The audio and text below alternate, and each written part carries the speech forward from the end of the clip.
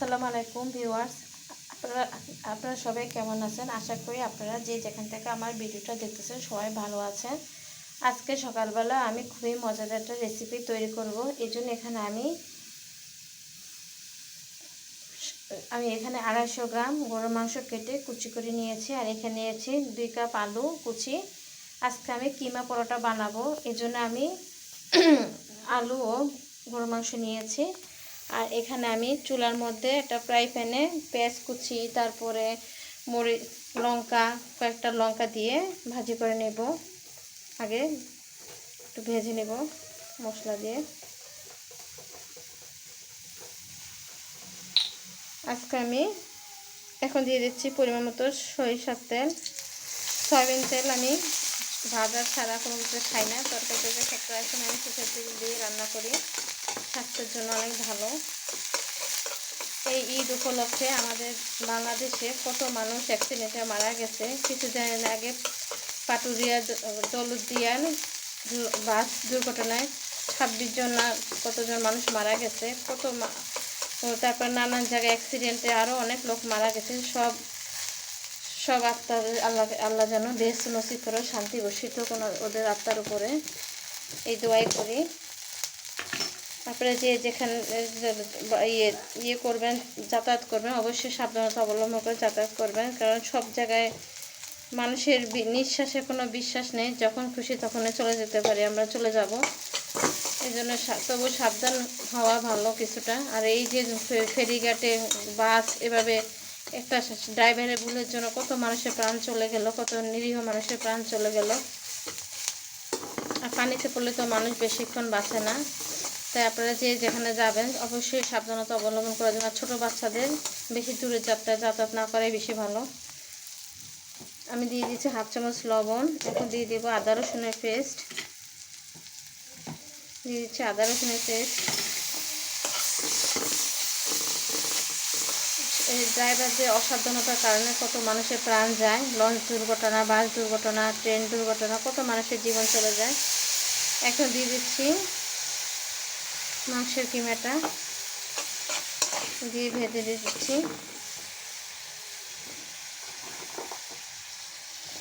সবসময় বাচ্চারা রুটি খেতে পছন্দ করে না, এই জন্য সকাল সকাল এই কিমা পরোটা বানিয়ে দিল, ওরা খায়। আলুগুলো আমি দিয়ে দিলাম, এখানে 2 কাপ আলু আছে।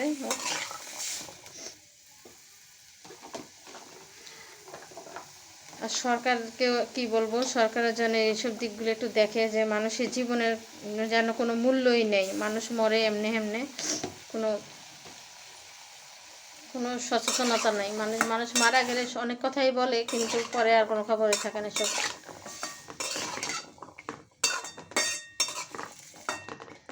সরকারের জন্য এদিকে একটু ভালো মতো নজর দেয়, যেন দুর্ঘটনাগুলো এড়াইতে পারে। এইসব অনাকাঙ্ক্ষিত দুর্ঘটনার কারণে অনেক মানুষের জীবন যেন চলে না যায়।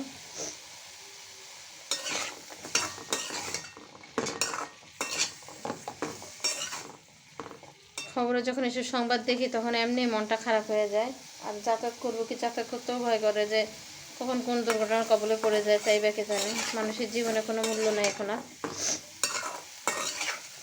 আর কত বিদেশে তো শুধু যুদ্ধ আর যুদ্ধতে কত মানুষ মারা যাচ্ছে, কত মানুষ শেষ হয়েছে, গাজাবাসী কত ক্ষয়ক্ষতি হয়েছে, কত লোক মারা গেছে, সেটা আর কি বলবো।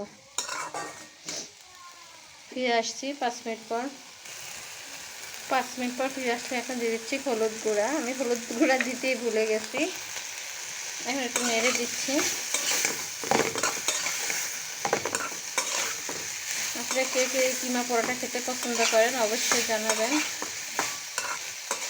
আজকে আমি লাল আটা দিয়ে কিমা পরোটা বানাবো, কারণ আমি সাদা আটা খাই না। সাদা আটা হচ্ছে, লাল আটা অনেক পুষ্টিকর মাংসের মতো।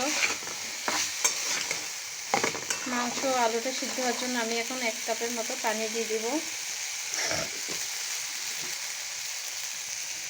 এখন দিয়ে দিচ্ছি 1/2 কাপের মতো পানি। 1/2 কাপ না, 1.5 কাপের মতো পানি দিয়ে দিলাম আমি এখানে সিদ্ধ হওয়ার জন্য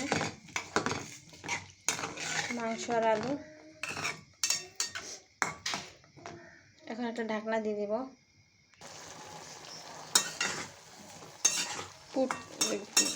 মাংস আলুর পুরটা আমি এখন নেড়ে দিচ্ছি।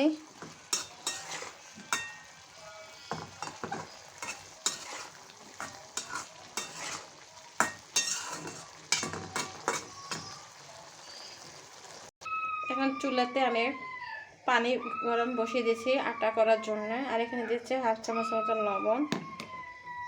আটাটা আমি করব পানি গরম হলে। পানিটা ভালো মতো বলক এসেছে। এখন আমি আটা দিয়ে কিমা পরোটা বানানোর জন্য ডোটা তৈরি করে নেব। এখন আমি আটা দিয়ে দিচ্ছি।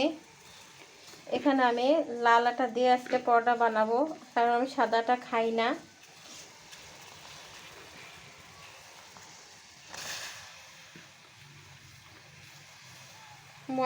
ময়দা ছিল, কিন্তু ময়দা দিয়ে বানাতে পারতাম, কিন্তু এখন আবার এত ঝামেলা করবো না। এর জন্য ঝটপট যেটা হাতের কাছে আছে সেটা দিয়ে আটাটা বানিয়ে নিচ্ছি।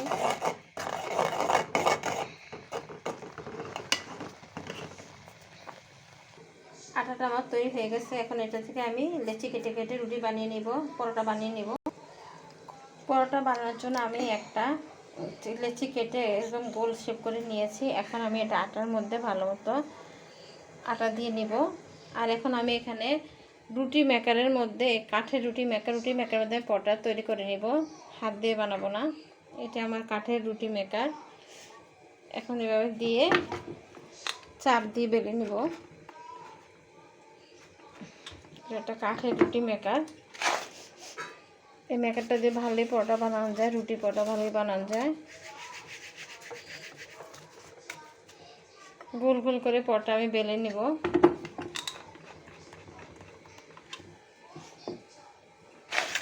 সকাল সকাল ঝটপট বানিয়ে নিচ্ছি, বাচ্চারা খাওয়ার জন্য অস্থির হয়ে গেছে। একটা পরোটা আমার বেলা হয়ে গেছে, একটু ফেটে গেছে, এটা উঠিয়ে নিচ্ছি। একটা পরোটা আমার বেলা হয়ে গেছে। আলু ও মাংসের পুরটা আমার রেডি হয়ে গেছে, ভাজা হয়ে গেছে। এখন ভালো মতো একটু ভেজে নিলেই হবে। আলু ও মাংসের পুরটা আমার তৈরি হয়ে গেছে। এখানে নামিয়ে ফেলছি চুলা থেকে। আর এখানে আমি পরোটাগুলি বানিয়ে নিচ্ছি। এখানে আমি পরোটাগুলি বানিয়ে নিয়েছি রুটি মেকার দিয়ে। এখন আমি একটা পরোটা এখান থেকে নিয়ে মাঝখানে পুর ভরব। এখন এখানে আমি একটা পরোটা নিয়েছি। আর এখান থেকে আমি এখন পুরটা নিয়েছি মাংসের এক পাশ দিয়ে রেখে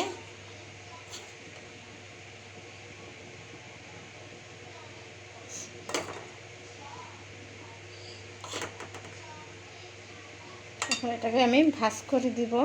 ভাজ করে এবার কিমা পরোটা বানিয়ে ফেলবো।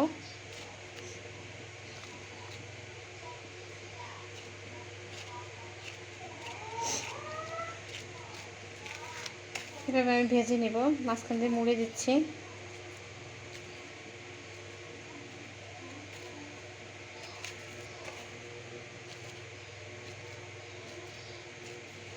এই যে আমার একটা কিমা পরোটা বানানো হয়ে গেছে।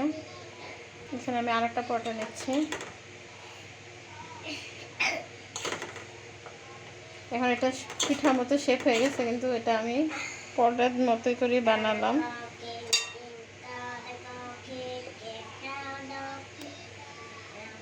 বাচ্চারা কাজে মোস্ট উঠিয়ে রাখলাম। এখন এটাকে আমি ভাজ করে দিয়ে নিলাম। সাইড দিয়ে একটু মুড়ে দিচ্ছি।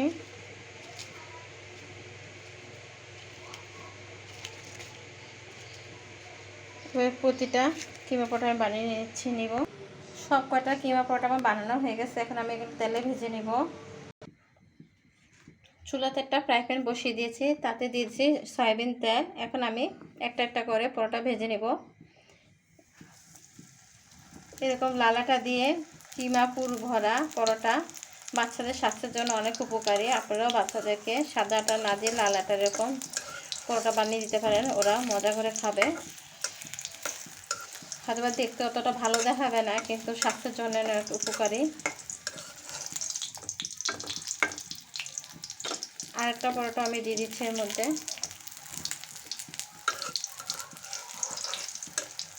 আমি অল্প তেল দিয়ে ভাজছি।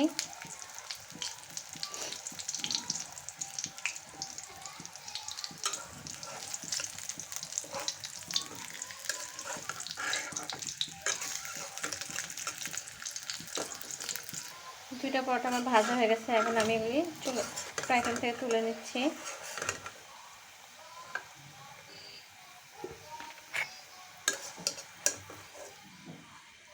এখন আরও 2টা দিব ভাজার জন্যে।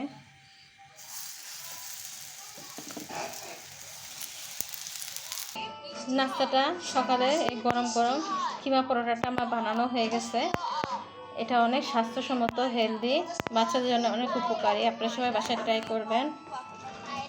আজকে পর্যন্তই, সবাই ভালো থাকবেন। আর আমার রেসিপিটা কেমন হয়েছে অবশ্যই কমেন্ট করে জানাবেন। আল্লাহ হাফেজ।